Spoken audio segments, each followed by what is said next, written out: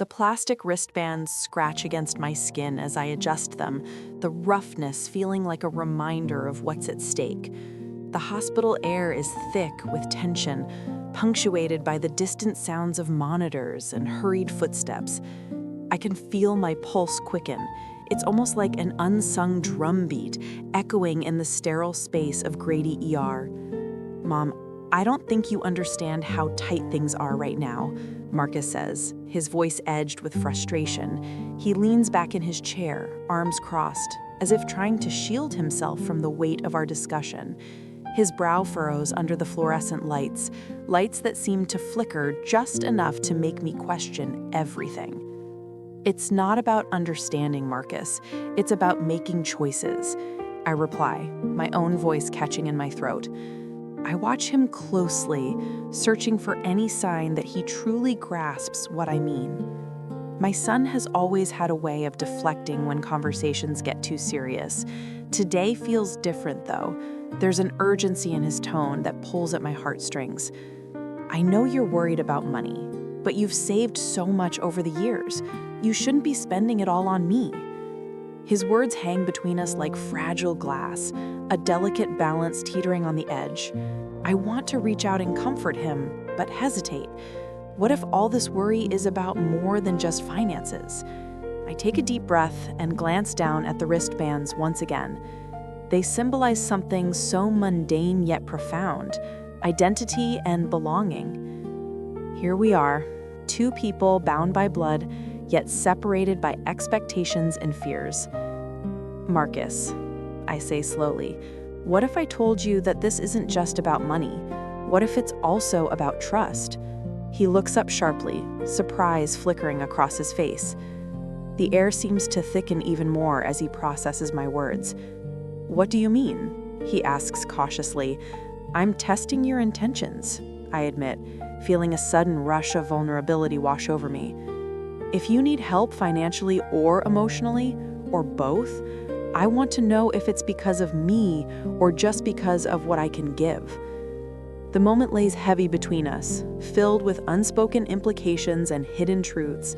I see a hint of hurt flash in his eyes before he masks it with bravado. Mom, that's a pretty harsh thing to say. The truth stings like alcohol on an open wound, but there's no backing down now. I can feel that familiar flame of resolve igniting within me. Harsh, but necessary. My hands tighten around the edge of my chair, as if anchoring myself against an impending storm. We need clarity here. Just then, Denise walks in with her clipboard clutched tightly against her chest, the very image of authority wrapped in scrubs and determination. Her hair is pulled back into a practical bun that doesn't hide her striking features, but rather enhances them. Sorry to interrupt, she says briskly, but still manages a warm smile meant for both of us. Marcus, we need your mother's consent for some tests they want to run. As she speaks, Marcus's shoulders slump slightly, an instinctive retreat into himself as reality crashes down upon him again. The mention of tests invite unwanted thoughts. Uncertainty lurks beneath every syllable. I'll do whatever you need, I assure Denise quickly, before turning back to Marcus. This is not exactly how I'd envisioned testing our bond today. It feels like another obstacle added to a growing list. So you're okay with potentially spending more money, Marcus challenges, raising an eyebrow. Yes, I answer firmly, though doubt creeps into my mind like shadows at dusk. Consequences ripple through our conversation now. Financial strain might be one thing, but emotional strain, that burden weighs heavier than any amount on a bank statement. Denise checks her notes before looking up again at Marcus with concern etched on her face. You know we're doing everything we can here. No one asked you, he snaps suddenly, causing both Denise and I to flinch at the intensity of his voice. Marcus, I interject sharply before Denise can respond further. This isn't her fight, it's ours. He runs his hand through his hair in frustration. It's almost as if he's reaching for answers buried deep inside him, a tangled mess waiting for someone brave enough to untie it all.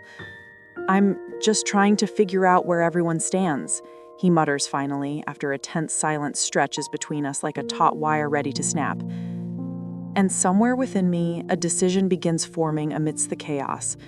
Maybe this wasn't solely about testing him after all.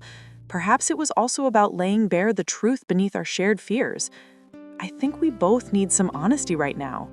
My voice trembles slightly, but steadies itself as I meet his gaze directly. Honesty? He echoes, incredulously, while leaning forward slightly, curious yet wary. Yes. The word hangs there, so simple, yet weighted with meaning, and fills the room between us like smoke curling from an unseen fire. In that moment, power shifts ever so subtly. I'm no longer merely probing for answers. I'm inviting openness in return, while allowing vulnerability its rightful place among us. But as soon as relief starts washing over me like waves lapping against sandcastles built before high tide rolls in, I sense there's something left unspoken beneath this delicate exchange. Does he truly want connection or simply security? And what will happen when those two desires collide? The door swung open with a creak that echoed through the house like a warning bell. My heart raced, and I barely had time to think when I spotted my son, Jacob, standing there with his backpack slung low on his shoulder, eyes wide and questioning. "Mom?" he said, his voice hesitant, as if he were stepping into a world of uncertainty. The moment hung in the air between us, thick with unasked questions and unspoken fears. I glanced back at the kitchen where the tension had erupted only moments ago. The spatula still lay abandoned on the countertop, its handle smeared with remnants of dinner, a sign of my frazzled evening. I could feel myself teetering on the edge of breaking down again, but Jacob stood there waiting for me to respond. "Hey, buddy," I managed to say, forcing a smile that felt more like a mask than an expression of warmth. "How was school?" He shrugged, shifting his weight from one foot to the other as if he carried not just his backpack but all the burdens of childhood, the pressures of fitting in and navigating friendships. That familiar ache in my chest tightened. I wished I could shield him from it all. Before he could answer, something shifted behind him. The door swung further open to reveal Sarah, my sister. Her presence was both a comfort and an additional weight pressing down on me. She stepped inside without invitation, shaking off raindrops that clung to her hair like unwelcome memories. "I heard shouting," she said bluntly, her eyes darting between Jacob and me. "What's going on?" I inhaled sharply. Sarah had always been direct. The last thing I wanted was for her to see how fragile things were between Greg and me. But here we were, caught in this tangled web of family dynamics and silent struggles. "It's nothing," I said too quickly, glancing at Jacob, who looked even more confused now. My instinct was to protect him from this chaos, the way you'd shield an exposed flame from the wind, but it seemed impossible at that moment. "Nothing," Sarah raised an eyebrow skeptically. "It sounded pretty intense." Jacob shifted again, uncertainty shadowing his features like dark clouds before a storm. It was clear that whatever facade I had tried to maintain was crumbling under scrutiny. I took a deep breath. My decision suddenly crystallized in my mind like ice forming on a pond surface. "Let's go outside," I suggested softly, trying to keep my tone light despite the heaviness settling around us. "What? Why?" Jacob asked, looking bewildered. "We need some fresh air," I said, willing myself to sound convincing even as my stomach churned. With some hesitation, Jacob nodded and followed me out onto the porch, while Sarah lingered inside for just a moment longer before joining us reluctantly. The cool evening air brushed against my skin like a gentle rebuke. It reminded me that life continued outside our walls, even when turmoil raged within them. Once outside, I felt an immediate sense of relief wash over me, mingled with anxiety about what lay ahead. The very act of being out here felt like peeling away layers of confusion. "Look," I gestured toward the horizon, where streaks of pink began painting the sky as twilight approached. "Isn't it beautiful?" Jacob squinted up at it before looking back at me as if trying to gauge whether this new distraction would be enough to soothe whatever storm had gathered inside him. "Yeah," he replied slowly, but didn't seem convinced. Sarah leaned against the porch railing with arms crossed tightly over her chest. She was studying us both with those sharp blue eyes that could cut through any pretense. "I'm not going anywhere until you fill me in," she stated firmly, as if laying down an invisible gauntlet between us. My heart sank. It felt much easier when we were all playing pretend, when conflict existed only as shadows in our minds rather than spoken words or palpable tension hanging thickly around us. I can't keep pretending everything is fine," I finally admitted out loud, a truth that tasted bitter on my tongue, yet freeing all at once. Jacob's expression morphed into one of surprise mixed with understanding. He seemed to grasp something profound beneath my admission, even if he couldn't articulate it himself yet. As silence enveloped us momentarily while we wrestled with these newfound revelations, a distant rumble of thunder rolled across the sky, an ominous reminder that storms are often unavoidable no matter how hard we try to avoid them or seek shelter from their wrath. But then came another realization. Perhaps facing these storms together would make us stronger than weathering them alone, even if they threatened to uproot everything we thought we knew about one another. And just like that thought settled into place within me. A steely resolve began taking root. I caught sight of something glittering amongst fallen leaves near our feet. It drew my attention away from our shared turmoil for just an instant. What was it? A small object, half buried in earthiness? The hum of gurneys rolling and the echo of hurried footsteps create a rhythmic backdrop, an unsettling symphony in the Grady ER. I sit, fingers tapping nervously against the plastic wristband encircling my wrist.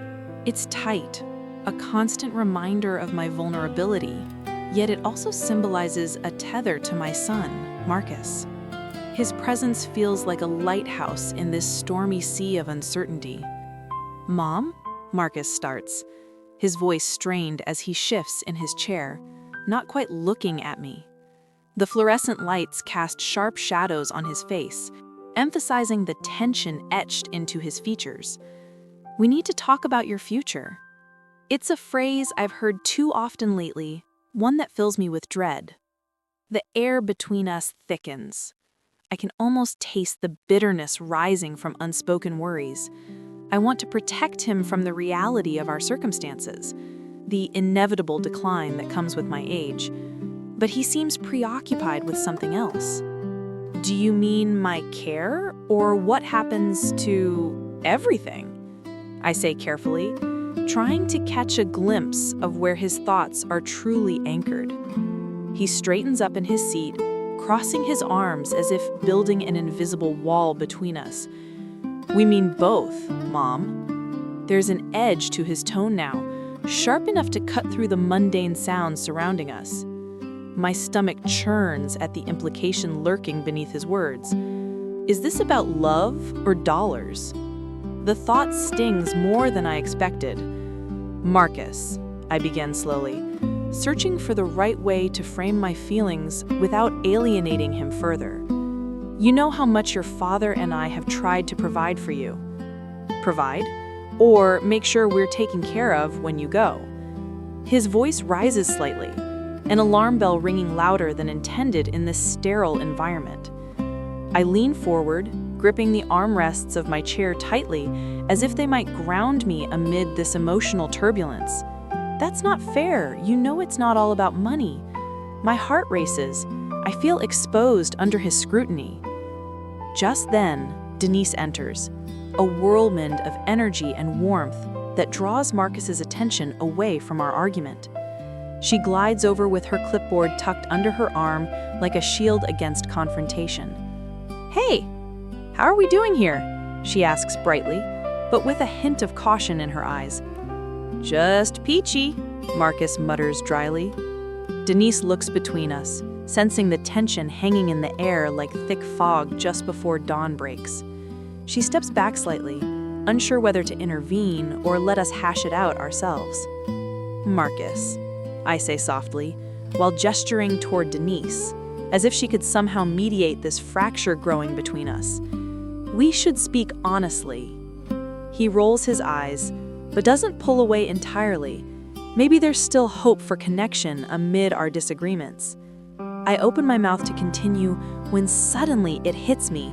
The wake of denial I'd been carrying for months feels like an anchor pulling me deeper into murky waters.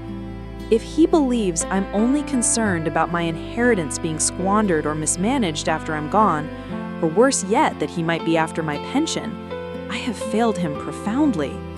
Listen, I say firmly now, deciding enough is enough. Let's put everything on the table.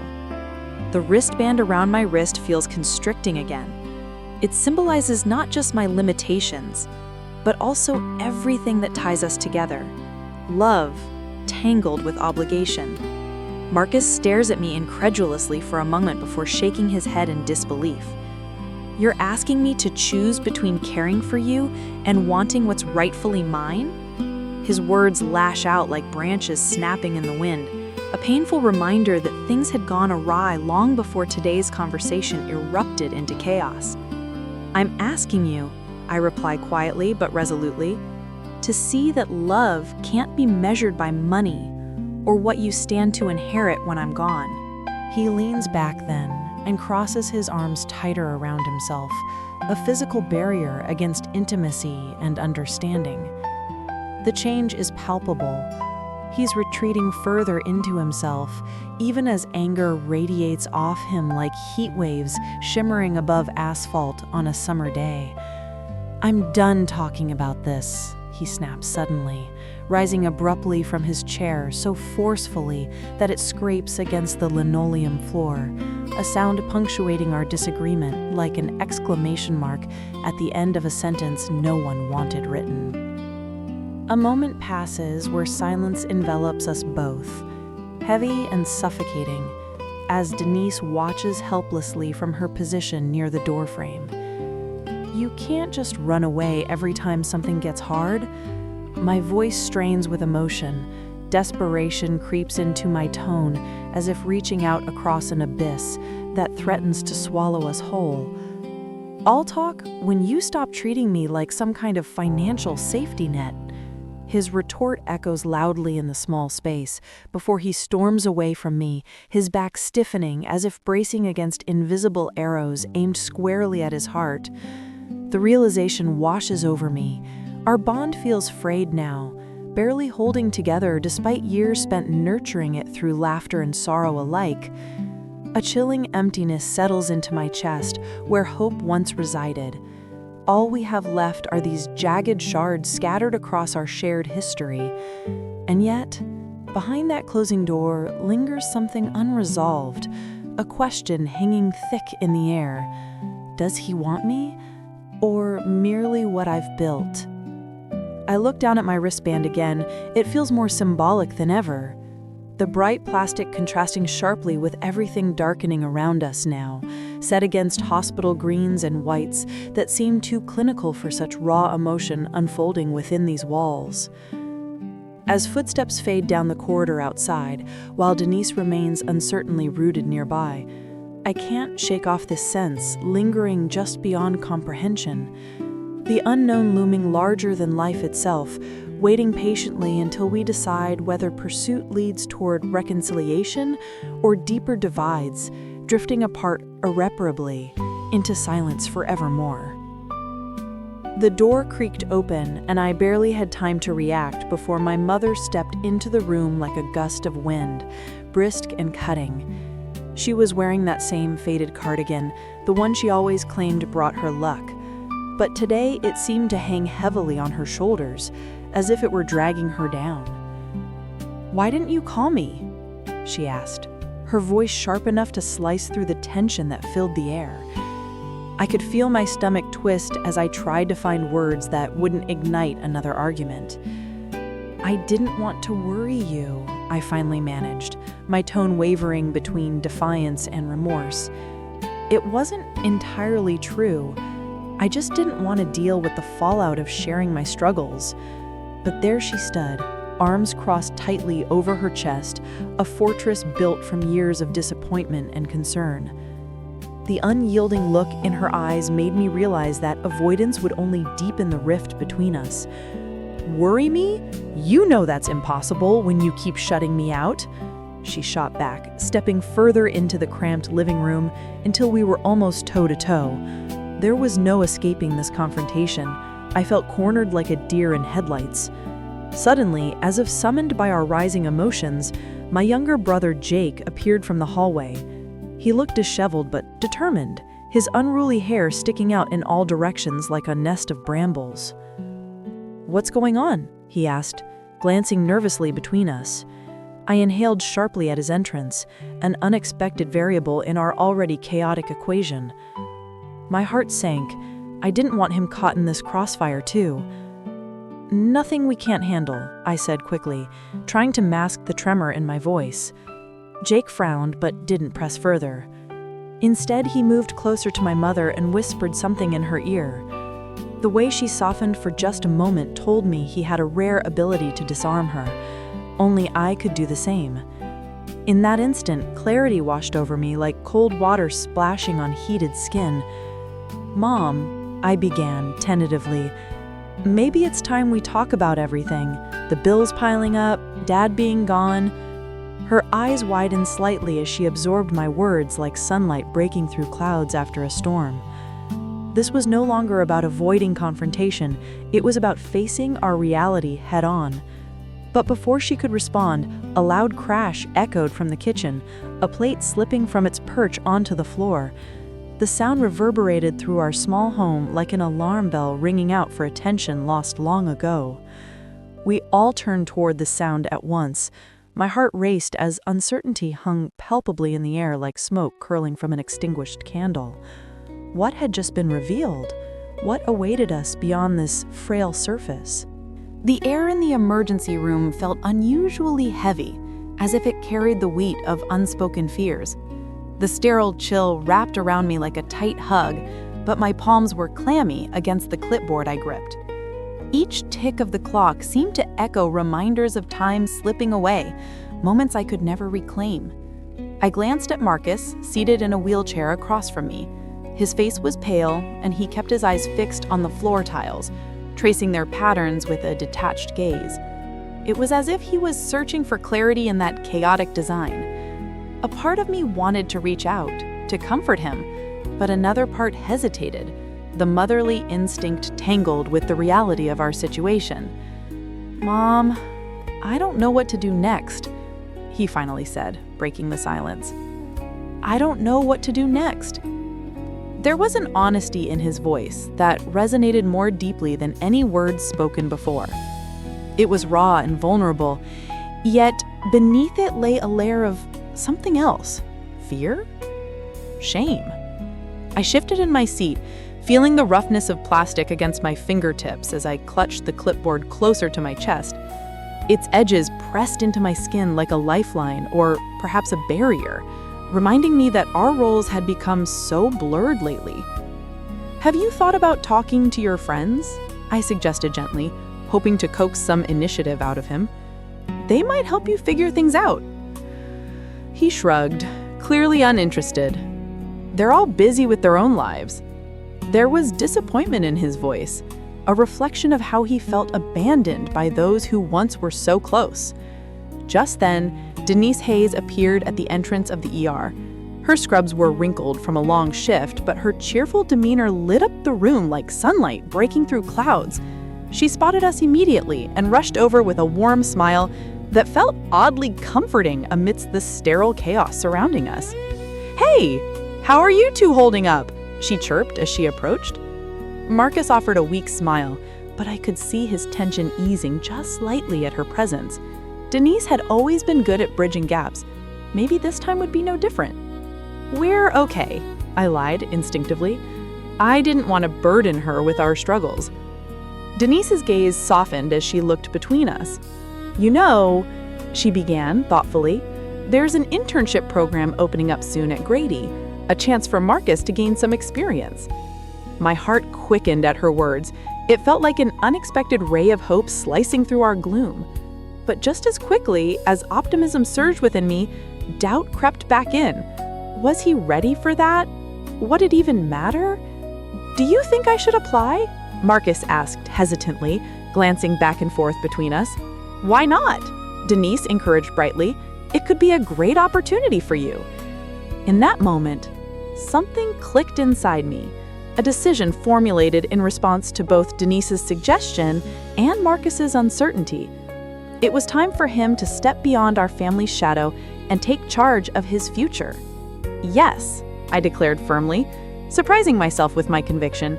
"You should absolutely apply."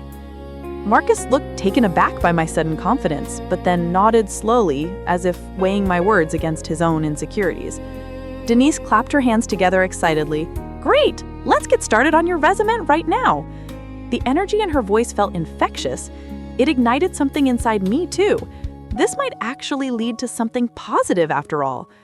As we navigated through ideas for his resume and skills over those next few minutes, I noticed how Marcus began relaxing visibly when Denise started jotting down notes on a spare clipboard she'd brought along. He sat taller in his chair and even cracked a small joke about needing more hobbies beyond video games. But beneath their laughter lay an unsettling current, a reminder that these changes wouldn't erase what had happened or resolve our underlying tensions overnight. For now, though, this moment sparkled like sunlight caught in glass. It shimmered beautifully, yet remained fragile enough that one wrong move could shatter everything again. Later that evening, when we finally left Grady ER behind us, the fluorescent lights fading into darkness, I couldn't shake off an inexplicable sense of foreboding deep within my gut. What lay ahead wasn't solely about Marcus's job search. It involved navigating emotions tied intricately with honor and expectations we held on to tightly, even if they sometimes felt suffocating instead of supportive. "Mom," he said quietly while we walked toward the parking lot under dim streetlights, casting elongated shadows on pavement below us, "do you really think they'll want me?" I paused momentarily before responding because there was truth buried beneath his question. A fear not just about employment, but acceptance too, that struck chords deep inside both of us. "I believe they will," I answered softly yet resolutely, as though trying not just convince him, but also remind myself why this mattered so much, despite everything else hanging over our heads like storm clouds ready to burst open without warning. Yet even as reassurance flowed between us like water through cracks, it still left lingering doubts unanswered. Questions floated around unvoiced. Would this new job truly change anything? Or would old patterns resurface before long? As we reached my car, parked nearby, the engine humming quietly, I couldn't ignore how uncertain tomorrow felt looming ahead, while clutching tightly onto dreams flickering ever so faintly like fireflies dancing across darkened fields. I barely had time to register the door creaking open before my mother stood in the threshold, her face a canvas of confusion and concern. The sunlight spilled around her like warm honey, but it did little to soften the sharpness in her eyes. "Are you all right?" she asked, stepping into the room. Her voice was thick with worry, as if she were trying to weave a net to catch my falling pieces. I glanced at the scattered papers on the table, the school notices, bills, and half-finished grocery lists that mocked me with their mundanity. They had filled every corner of my life with chaos. I took a deep breath, feeling the weight of those words pressing down on my chest. "I'm fine," I replied too quickly, my tone brittle like autumn leaves underfoot. It felt like a lie even before it left my lips. My mother's gaze narrowed slightly, assessing me like a doctor examining an unopened wound. She stepped further inside, closing the door behind her with a quiet click that echoed in the silence between us. I could feel her presence filling the room, heavy and suffocating. "What happened?" she pressed, crossing her arms over her chest, as if to shield herself from whatever truth might spill out next. I shifted in my chair, trying to find comfort in its rigid frame, but failing miserably. "It's just, everything's piling up." The words tumbled out in a rush. I couldn't hold them back any longer. Before I could elaborate further, my phone buzzed on the table. an unwanted lifeline pulling me back into reality. I glanced at it and saw Rachel's name flashing across the screen, a reminder of the meeting we had planned for later today about Dad's upcoming surgery. My heart sunk at the thought of facing that together. "Is this about your father?" Mom asked quietly, suspicion creeping into her voice. I hesitated for a moment too long, and that hesitation felt like an anchor pulling me deeper into uncertainty. There was no escaping this conversation, not now when everything was so raw and exposed. "Yes," I admitted, finally, meeting her gaze head-on, as if daring her to challenge me further. In that moment, something shifted between us, a fragile truce crafted from shared fears and unspoken worries. She uncrossed her arms and moved closer to me, as if bridging an invisible gap had become imperative. "The doctors say he'll be okay," she said softly, but with an edge of doubt lingering beneath her words. I clenched my fists tightly on my knees. They felt like stones weighing me down as I considered what lay ahead. But what if he isn't? What if... Her hand shot out instinctively to stop me mid-thought, as though she knew where my mind would wander next, into dark alleys of despair laden with what-ifs. "Don't think like that," she implored gently but firmly. "We can handle this together." A part of me wanted to shatter that notion, because handling things together implied we both had control over our lives when everything was spiraling beyond comprehension. Yet there was another part, one desperate for connection, that clung tightly to her words. "I need help," I said finally, feeling both vulnerable and empowered by admitting it aloud. As soon as those words slipped from my lips, a calm washed over me, a thin veil that masked all our uncertainties for just a fleeting moment. But then reality returned with its sharp edges.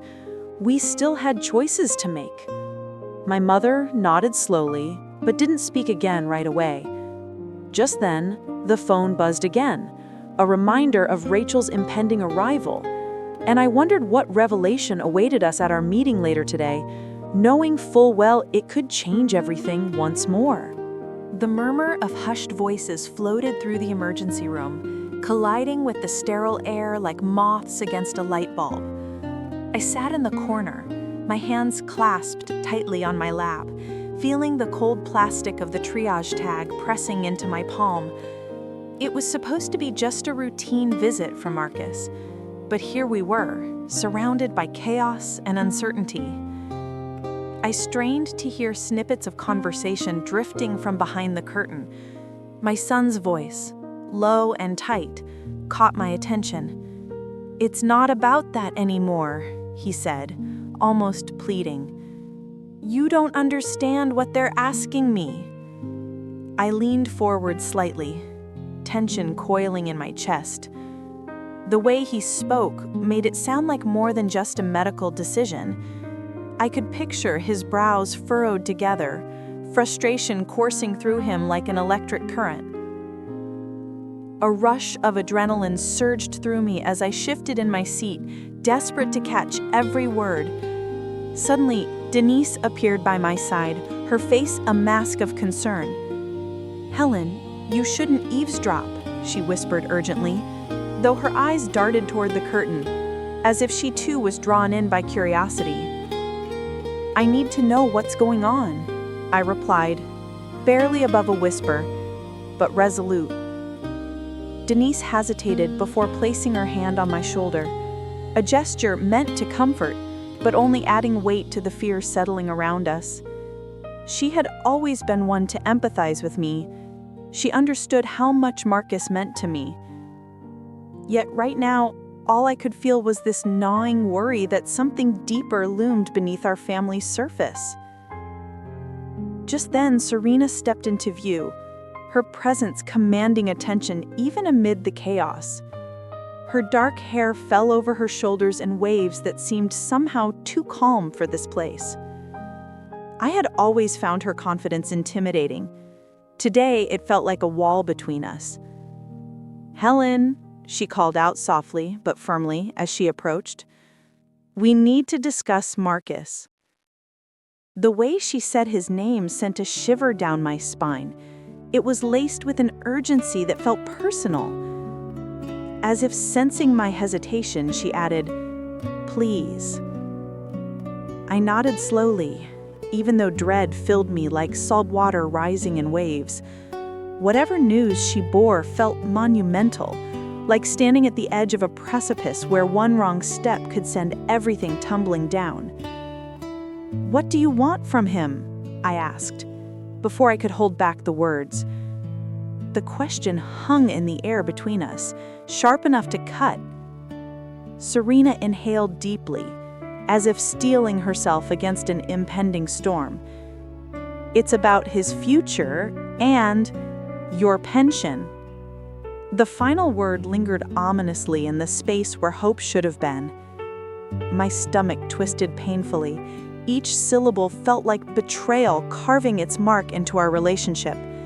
So this was it? This was why Marcus had been so tense? Are you suggesting he only cares about money? My voice trembled despite my best efforts to remain steady. "I'm saying he's being pushed into a corner," Serena replied carefully. "They want him to make decisions that impact his life and yours." The truth hit me like ice water splashing across bare skin. Were we really at this point? Was Marcus truly weighing his options based on finances? The thought sank deep within me. A stone dropped into still water, sending ripples outward until everything felt distorted. My mind raced as possibilities tangled together like weeds choking out sunlight from a garden. How long had this been brewing? How many conversations had gone unspoken between us? In that moment of clarity, sharp and unsettling, I made up my mind. I wasn't going to let fear dictate our interactions any longer. If Marcus needed honesty from me now more than ever, then honesty he would get. "I'll talk to him," I declared with newfound resolve as I rose from my chair and brushed past Serena without waiting for her response. As I neared the curtain separating us from Marcus, each step felt heavier than the last, yet propelled by an urgency I couldn't shake off. When I pulled back the fabric and stepped inside his cubicle, he looked up at me with surprise etched across his features, bright eyes reflecting confusion and maybe relief. "Mom?" he asked softly, as if unsure whether my presence signified comfort or confrontation. "Marcus," I began before swallowing hard against emotion clawing at my throat. "We need to talk about what's going on. About everything." He shifted uncomfortably under scrutiny. Guilt played across his face like shadows weaving through branches overhead in autumn, familiar yet foreign all at once. I took a breath and pressed forward gently but firmly. "Is it true? Are you really weighing your choices based on money?" For a heartbeat, nothing else mattered. The world outside faded away until it was just us standing there alone, under stark fluorescent lighting casting shadows between mother and son alike. His lips parted slightly as if searching for words, before finally exhaling heavily through clenched teeth. "It's complicated."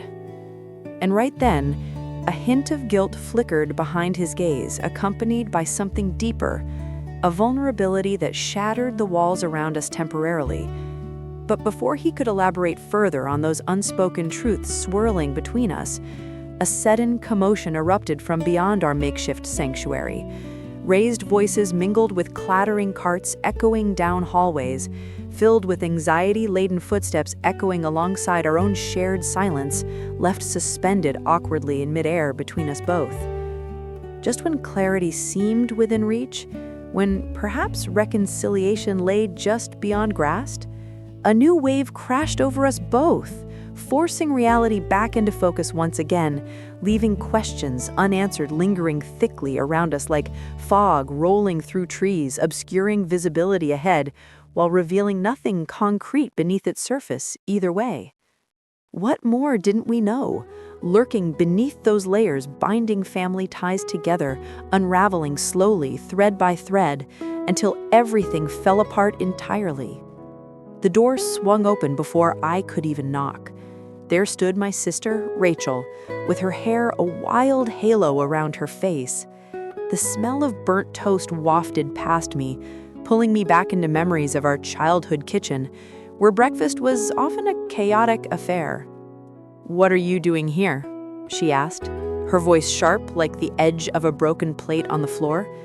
I hesitated for just a moment, caught off guard by her unexpected hostility. "I came to see Mom," I replied, hoping to keep my tone neutral. But as I stepped across the threshold into her cluttered living room, I was met with remnants of a life that felt too chaotic for comfort. Toys scattered everywhere, an unmade couch sagged in one corner like an afterthought. Rachel crossed her arms, blocking my path further into the room. "You know she doesn't want to see you." I swallowed hard, feeling every inch of that accusation settle between us like a thick fog. "I have to talk to her about Dad's estate. It can't wait." The weight of our shared history hung heavy in the air. It pressed down on me like the dust motes swirling through the slanted sunlight streaming in from the window. Just then, I heard footsteps behind Rachel, a familiar shuffle that sent chills racing down my spine. "Mom?"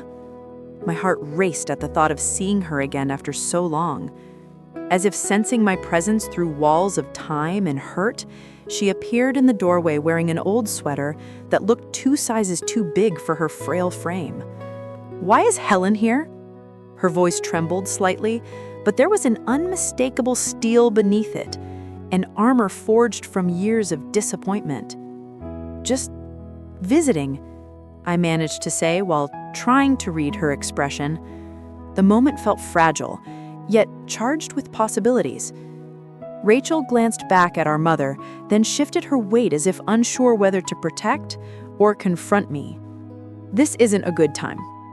I took a step forward, ignoring Rachel's warning glare. "Mom, I need your help with everything that's happening." My words hung in the air, like smoke from extinguished candle, heavy and lingering without resolution. For once, I could see vulnerability flicker behind Mom's eyes, something raw and desperate that had been buried under layers of silence. "I don't want anything to do with your father anymore," she finally said, breaking eye contact and moving toward the sink, where more burnt offerings awaited disposal. That was my opening. It felt like pulling open a stuck drawer filled with memories and regrets alike. "But we have to talk about him, about this house and what he left behind." As Mom paused at the sink, her hands trembling over dishes caked in yesterday's meals, I realized how deeply we were entrenched in this familial mess. A decision bubbled up within me. It surged like water rising against a dam ready to burst. "Let's go sit down together," I suggested gently but firmly, hoping that my tone could bridge some lost distance between us. Mom hesitated, but nodded almost imperceptibly, like a leaf accepting its descent from autumn branches. The air shifted as Rachel huffed out an exasperated breath behind us. She wasn't ready for this confrontation, nor willing to surrender ground so easily. But as we shuffled toward the small dining table cluttered with unopened bills and forgotten letters, I sensed something vital teetering on a precipice, the chance for reconciliation or a lingering discord still evident in our tangled relationship. And just as we settled into our seats, the tension palpable, I couldn't shake off the feeling that there was another layer hidden beneath all this strife, something unsaid that loomed over us like dark clouds before an impending storm. The clang of the door echoed through the emergency room, slicing through my thoughts like a knife. I gripped the plastic wristband on my wrist, the edges digging into my skin, a constant reminder of why I was here. It bore Marcus's name and details, my son, my flesh and blood. Yet at that moment, it felt more like a shackle than a badge of honor. "Why didn't you tell me?" I asked, searching his eyes for any flicker of remorse or honesty. The fluorescent lights above cast sharp shadows across his face, distorting his features in a way that made me uneasy. He shifted nervously in the chair beside me, hands fidgeting as if they were trying to escape from him. I thought you'd freak out," he mumbled, avoiding my gaze. His voice was barely above a whisper. It stung like vinegar on an open wound. This wasn't just about him anymore. It was about trust, the very foundation we had built our relationship upon. I leaned closer, drawn in by desperation and concern. "Freak out? You're in the ER. You could have gotten seriously hurt. And yet," my voice faltered as I watched him squirm, his discomfort palpable. Was he afraid of me or something far worse? Just then, Denise rushed in, a whirlwind of energy with her clipboard clutched tightly against her chest. "Sorry to interrupt," she exclaimed breathlessly. "We need to run some tests on Marcus." Her eyes darted between us, sensing the tension hanging heavy in the air like thick fog. Tests? My stomach dropped. What did that mean? Did he not only get into trouble, but also injure himself severely enough to warrant medical tests? The worry clawed at me as I tried to piece together what was happening. Denise nodded hesitantly. "Just routine after a fall." She paused as if weighing her words carefully before adding, "He was found unconscious outside a bar downtown." The revelation hit me hard, leaving a bitter taste on my tongue. A bar? My son had been drinking? The wristband felt even tighter now, a noose tightening around my heart instead of a simple identifier. "Marcus," I said slowly, forcing myself to meet his gaze again. "What happened?" It wasn't just curiosity anymore. It was necessity. I needed answers. He hesitated again, pain flickering across his face like candlelight struggling against wind. I don't remember much," he finally admitted, each word seemingly heavier than the last. But deep down inside me, beneath layers of maternal instinct and protective love, suspicion began to sprout its ugly head. "No recollection?" My voice took on an edge I hadn't intended. This might be the moment everything changed between us, perhaps forever. "It's not what you think," he blurted out suddenly, eyes wide with panic, as if he feared I'd rip away the facade he'd built around himself. "What do you mean it's not what I think?" The frustration bubbled up inside me like boiling water threatening to spill over. "I didn't want to go there," he confessed, lowering his voice almost to a whisper again, as if ashamed of admitting such weakness. "But you know how things have been lately, money problems and everything?" A rush of understanding washed over me, mixed with anger and sorrow. It felt like being yanked under by an unexpected wave in turbulent waters.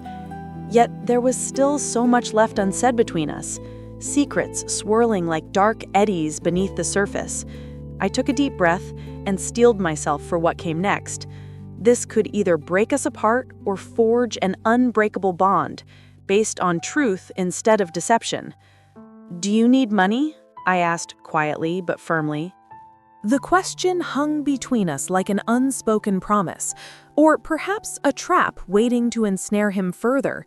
He glanced down at his hands, those hands that had once held mine so tightly when he was little, and then back at me with fear dancing in his eyes that mirrored my own uncertainty. "Alone," he admitted eventually with great reluctance, as though confessing sin after sin, until he could hardly breathe anymore under their weight. It made sense now. His reckless behavior stemmed from desperation rather than mere carelessness. However noble that motivation seemed on some level, didn't absolve him from responsibility, nor lessen my disappointment in how far he'd fallen from grace. But still, couldn't we salvage something out of this mess? Something more than just another argument over moral choices? Suddenly aware that time slipped away faster than sand through fingers clenched too tightly around fears we both harbored deep within ourselves, I made up my mind right then. We would confront this together rather than let it tear us apart completely. "We'll figure this out," I said softly yet determinedly while locking eyes with him again. You could see relief flooding over Marcus's features accompanied by gratitude, but there remained one lingering question hovering unasked above our heads. Was this really all there was? As Denise prepared to take him for tests, her footsteps echoing against sterile walls, I couldn't help but wonder whether our new path forward would lead toward healing or simply deeper wounds, hidden beneath layers disguised as love and familial loyalty, weighed down by shattered expectations. The door swung open, and there stood my brother, Jamie. His face paled as the moonlight spilling through the window. He looked like a ghost lost in the fog of our family's chaos. "Why didn't you tell me?" he demanded, his voice a tight wire ready to snap. I felt the air thicken between us, the tension palpable, as if it had taken on a tangible form. "Tell you what, that Mom has been slipping?" I snapped back, anger bubbling just beneath my skin. The last thing I needed was another lecture from him about being responsible or keeping secrets. Jamie stepped inside, shutting the door behind him with a soft click that echoed in the silence. "You know exactly what I mean," he said, taking a few steps forward. His hands were shoved deep into his pockets, fists clenched like he was holding on to some invisible anchor. I crossed my arms defensively, feeling the weight of his accusations settle on my shoulders like a heavy cloak. "I thought I could handle this," I replied, my voice wavering slightly. He shook his head, frustration etched across his features. "Handle it, Helen. She's not going to get better on her own. You can't do this alone." A part of me wanted to argue back more fiercely, but another part knew he was right. The truth crashed over me like an unrelenting wave. I couldn't keep pretending everything was fine when it clearly wasn't. "I'm trying," I said finally, my voice barely above a whisper. "But every time I think we're making progress, something else happens." Jamie softened for just a moment before crossing that fragile line back into anger again. "You need to let me in. We're family. You don't have to go through this alone." His words hit me hard. They were meant to cut through my stubbornness and reach the heart of my fear. But instead of reaching out for him, I pulled further away.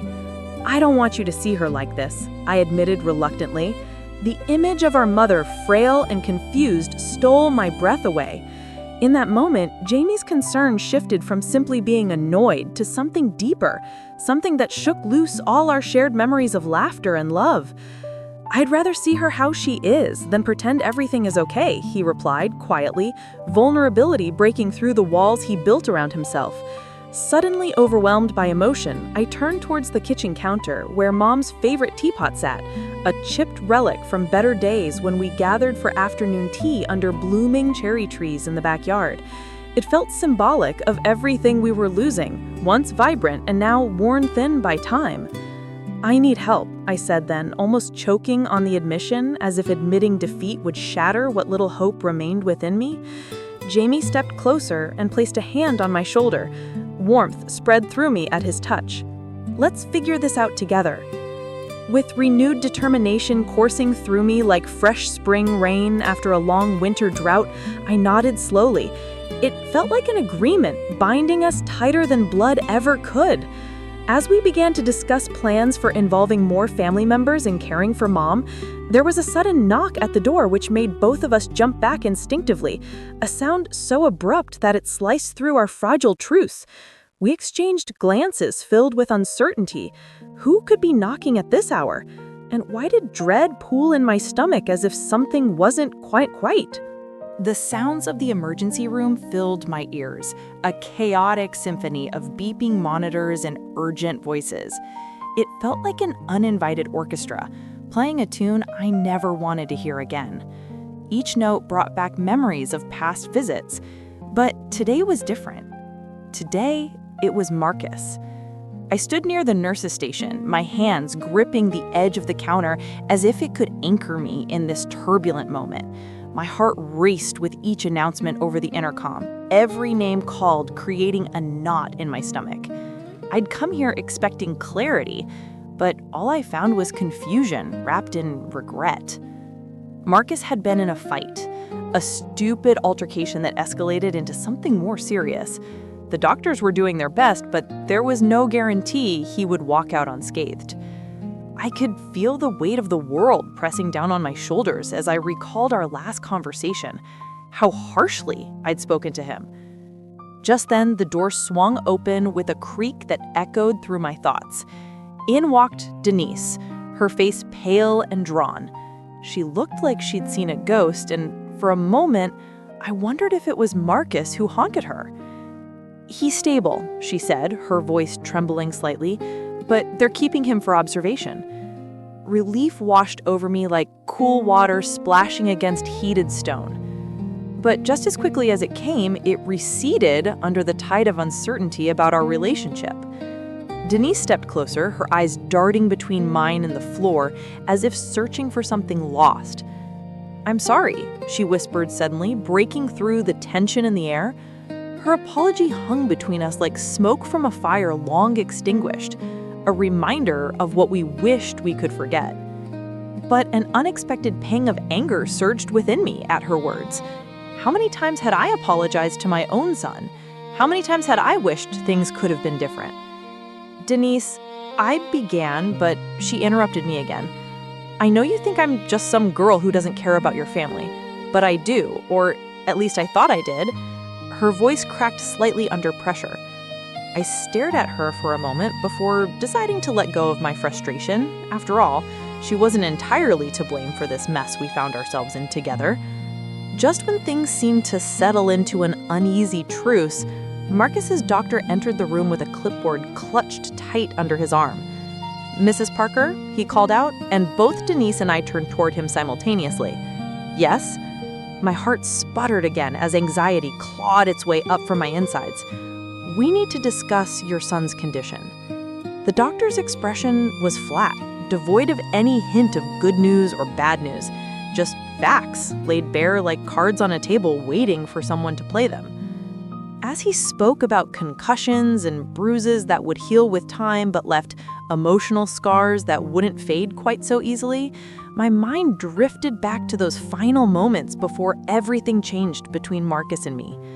When he finished detailing what lay ahead, a lot of waiting, something shifted inside me. It was that familiar itch of determination igniting once more. This was not just about saving Marcus. It was also about salvaging whatever shred remained of our relationship before it crumbled completely under pressure. "Can we see him?" My voice surprised even me with its steadiness. The doctor nodded curtly and led us through sterile corridors lined with framed photographs depicting smiling patients, a stark contrast to how fractured our lives felt right now. As we approached Marcus's room, I felt an unsettling mix of anticipation and dread swirling within me like leaves caught in a gusty autumn wind. Would he even want to see me? Pushing open the door carefully revealed him lying on the bed, eyes half closed, but flickering open at our arrival. He looked older somehow, more burdened than usual, as if life had taken its toll overnight. "Hey," he murmured weakly when he finally recognized us standing there. "Hey," Denise replied softly while stepping forward instinctively toward his bedside. I lingered behind her for just a heartbeat longer than necessary before joining them by his side. The silence draped itself around us as thickly as any hospital gown could manage, the air heavy with unsaid apologies and unresolved feelings tangling together like vines around an old tree trunk. "I'm sorry," Marcus began abruptly before either Denise or I could speak first, "about everything." His gaze dropped briefly before lifting again to meet mine directly, a boldness that took me aback momentarily. He continued slowly while tracing invisible patterns on his blanket with shaky fingers, tiny tremors betraying his vulnerability despite his bravado beneath those sheets. A wave crashed over me then, the realization that perhaps this wasn't just about honor or pride anymore.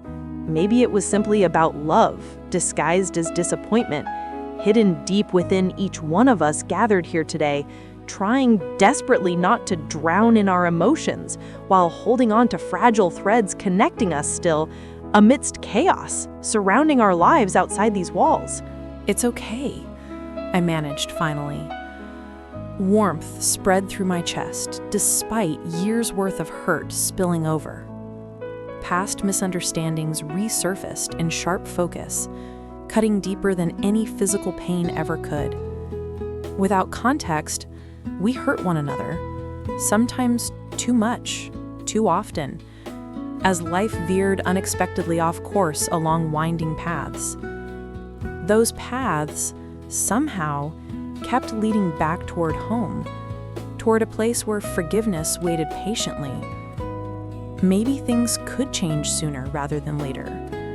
Maybe healing light could shine again through the cracks formed by old miscommunications, the ones that strained trust until it eroded, leaving only sorrow to weigh heavily on hearts desperate for solace. Outside, turmoil raged. In here, these sterile confines sheltered us for a moment from everything beyond the door. Two worlds split apart, shifting under uncertain feet. Each step forward felt cautious, as if the ground might give way without warning, plunging us into an abyss that swallowed hope and left only darkness behind. Still, the soul kept seeking redemption along shadowed paths, the kind obscured by what we'd left undone.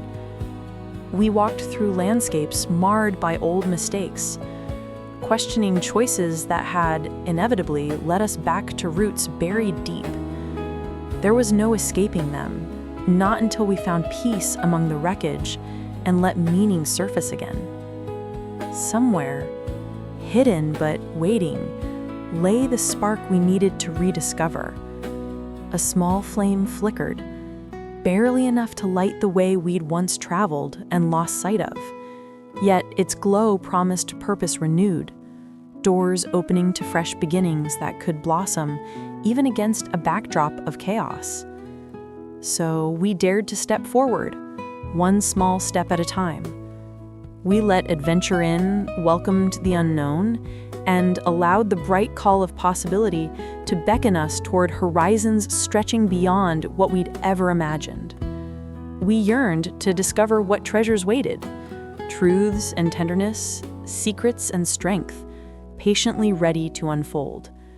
Faith returned in quiet increments. The spirit felt revitalized, passion reignited. A fire burned steadily enough to light the way ahead, blazing a trail through doubt and fear. We rose, not by denying storms, but by enduring them, standing steady and unyielding as the winds howled and then passed.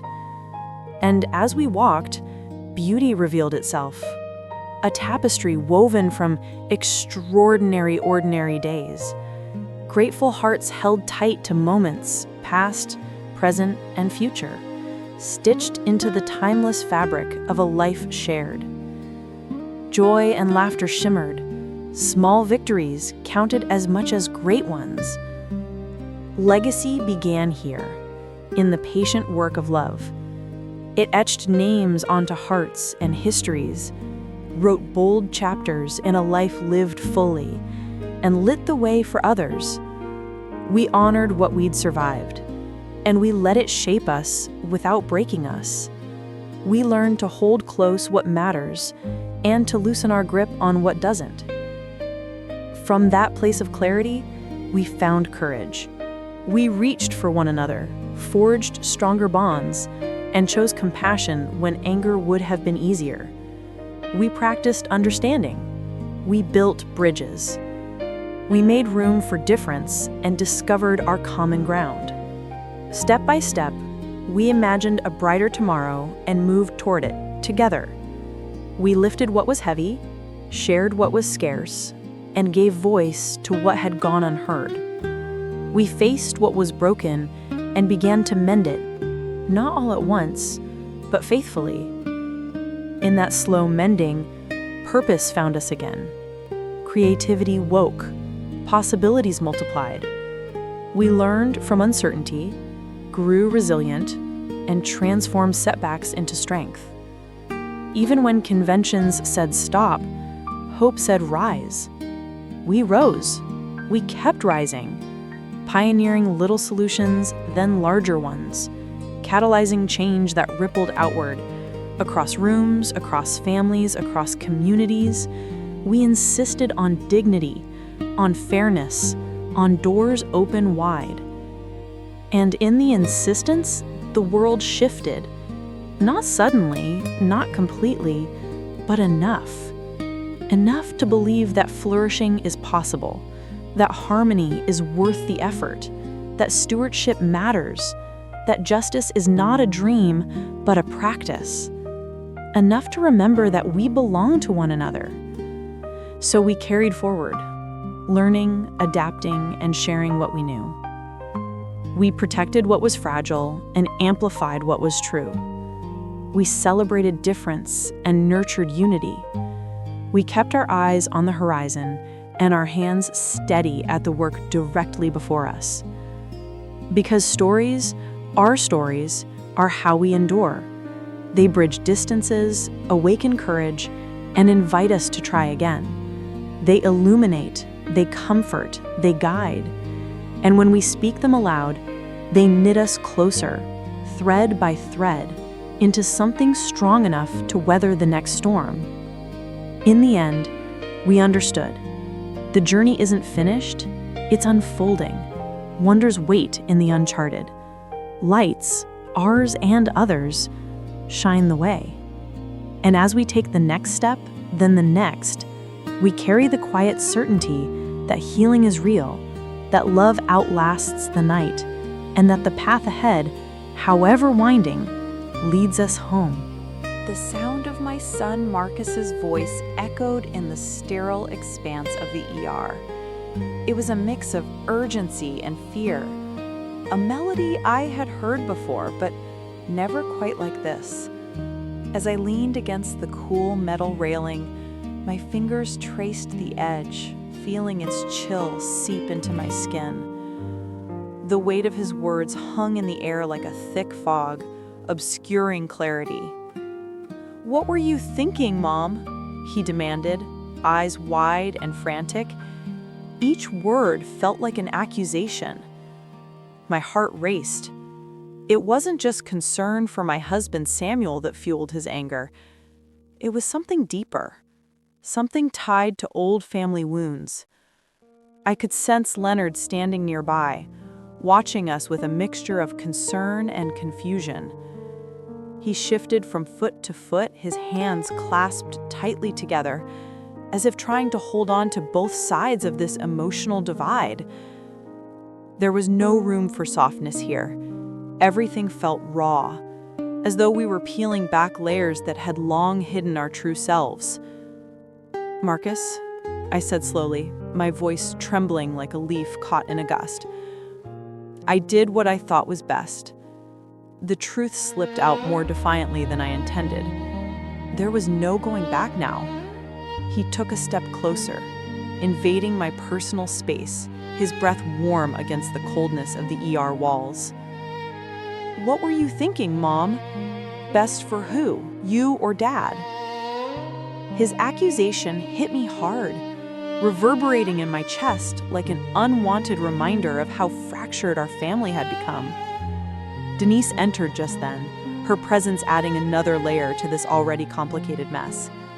She looked between us with wide eyes, sensing the tension crackling in the air. Her hand instinctively reached out to touch Marcus's shoulder, grounding him, as if she could anchor both of us away from this cliff we teetered on. "Can we all just breathe?" Denise suggested softly. Her calm demeanor stood in contrast to our heated exchange. But even her soothing words couldn't dispel the storm brewing inside me. "I'm not trying to hurt anyone," I insisted, searching their faces for some sign they understood what I hadn't wanted to say aloud, that every decision came wrapped in layers of love and sacrifice. Suddenly, Leonard stepped forward, his brows knitted together as if wrestling with his own thoughts before speaking them out loud. "Helen, we're all scared right now. Your decisions impact everyone here." His words hung heavily between us. They were true, yet felt so utterly inadequate at that moment. My mind raced as I wrestled with their implications. Was my love enough to navigate through this mess? Or was it simply another form of manipulation? With newfound resolve bubbling up within me, I finally made a decision that cut through the tension like scissors through string. "I need to speak with your father," I said firmly, meeting Marcus's gaze head-on despite the ache gnawing at my insides. The room seemed collectively inhale as everyone processed my proclamation.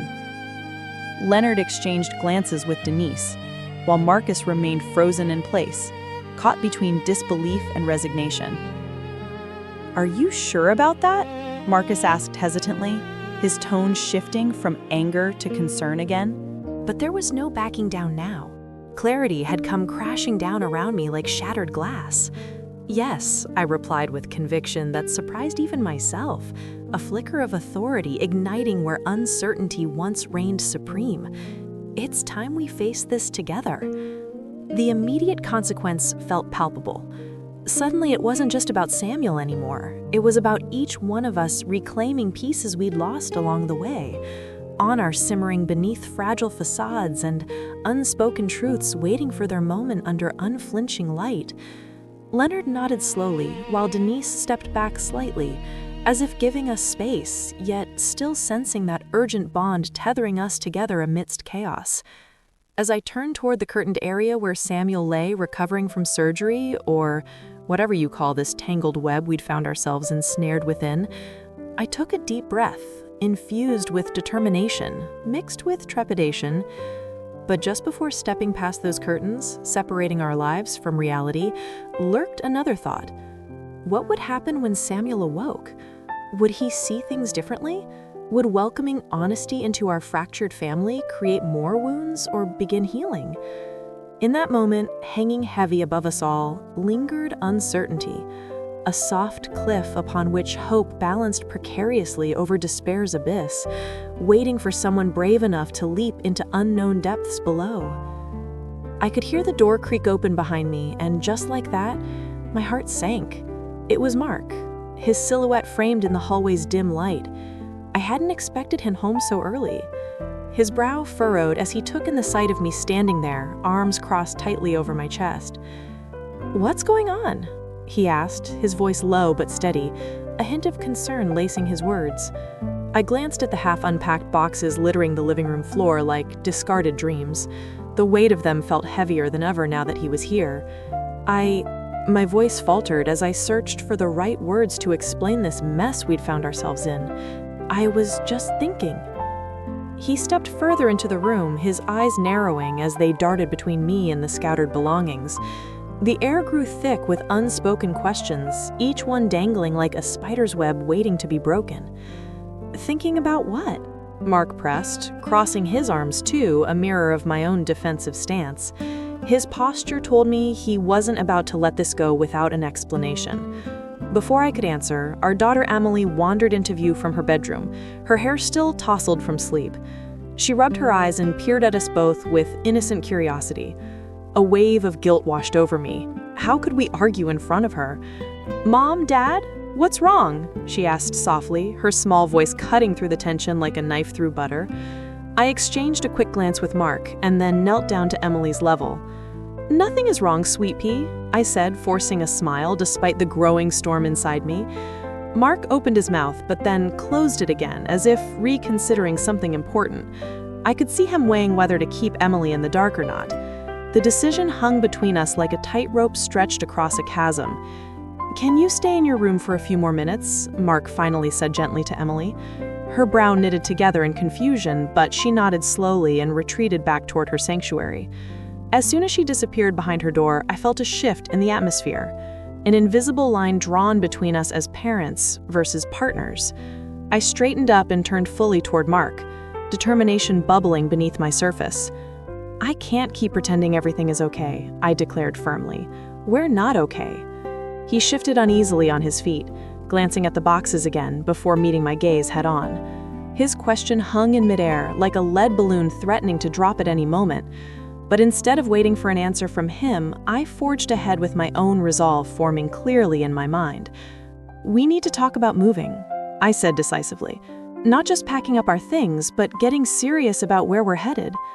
The silence that followed felt monumental, the kind that can only occur during moments of profound realization when both parties are finally ready to face reality together. Mark's expression softened slightly as he considered it, I could see gears turning behind his eyes. "You mean leaving this place?" "Yes," I replied slowly, feeling a mix of fear and hope surge within me, like twin flames battling for dominance. This house has become more of a cage than a home. He sighed deeply and ran his hand through his hair, his habitual gesture when wrestling with big decisions. "But where would we go? We have jobs here, Emily has friends." "Maybe it's time for a fresh start," I interjected boldly, emboldened by my own conviction now taking form. "Somewhere new where we can breathe again." Mark fell silent again, tension taut enough to make me feel like we were on one side of an emotional tightrope while life continued spinning recklessly around us. Then came the sound of footsteps approaching, the unmistakable rhythm of Emily returning, curiosity driving her forward once more. "Mom, Dad?" Her voice pulled me back from the precipice into which I'd been teetering. In that moment, choices lay heavy before us like stones dropped into still water, ripples spreading outwards beyond our immediate grasp. Mark looked at me with an urgency that matched my own, an unspoken agreement flickering between us. But what happened next remained uncertain amid our shifting landscape. How would we tell our daughter about leaving everything behind? Would she understand? Would she be excited or devastated? In answering those questions lay the heart of our family's future, fragile yet potent, as delicate as glass yet strong enough to endure whatever storms lay ahead. The low hum of chatter surrounded me, a warm blanket of voices woven together with laughter and the occasional shout of joy. I sat at a small table in the corner of Grady ER, my hand fidgeting with the plastic wristband on my wrist. It felt like an anchor, reminding me of where I was, caught between the chaos of this place and the small celebration we had tried to orchestrate despite everything. I could see Marcus across the room, leaning against the wall, eyes scanning for something or someone. The moment he caught my gaze, a flicker passed between us. It was that familiar dance of love and confusion. He raised his glass slightly, a silent toast that felt heavy with unspoken words. My stomach twisted as I thought about how we had ended up here, a hospital instead of a home where we should have been celebrating. "Mom?" Marcus said as he approached, his voice barely rising above the ambient noise, but somehow slicing through it all. "Did you hear what Denise said?" There was urgency in his tone, but his eyes betrayed uncertainty.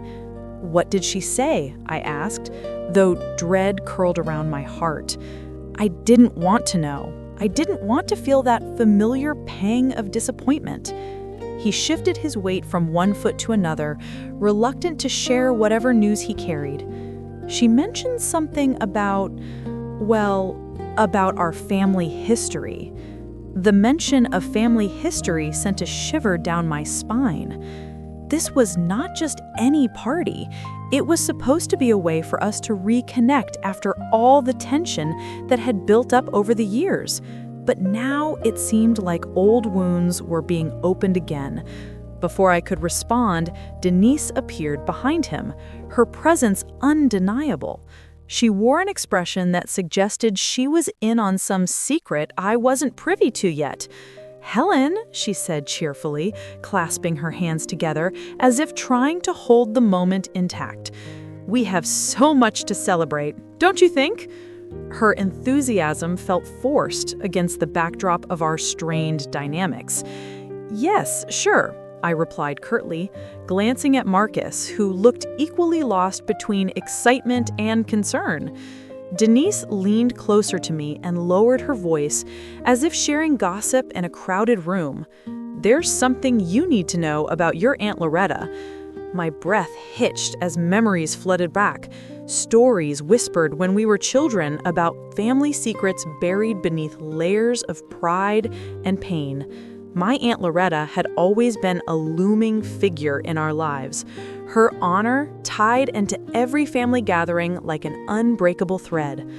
"What about her?" My voice trembled slightly, even as I spoke firmly. "She's been talking about your father and that will," Denise said carefully, gauging my reaction. Just then, a nurse wheeled past us with an armful of clipboards clutched tightly against her chest. The sound of scuffling wheels punctuated her hurried movements as if she were racing against time itself, just like me. "Marcus," I finally said, turning toward him with resolve blooming inside me like spring after winter's chill. "We need to talk about this, not just here, but now." As I neared the curtain separating us from Marcus, each step felt heavier than the last, yet propelled by an urgency I couldn't shake off. When I pulled back the fabric and stepped inside his cubicle, he looked up at me with surprise etched across his features, bright eyes reflecting confusion and maybe relief. "Mom?" he asked softly, as if unsure whether my presence signified comfort or confrontation. "Marcus," I began before swallowing hard against emotion clawing at my throat. "We need to talk about what's going on. About everything." He shifted uncomfortably under scrutiny. Guilt played across his face like shadows weaving through branches overhead in autumn, familiar yet foreign all at once. I took a breath and pressed forward gently but firmly. "Is it true? Are you really weighing your choices based on money?" For a heartbeat, nothing else mattered. The world outside faded away until it was just us standing there alone, under stark fluorescent lighting casting shadows between mother and son alike.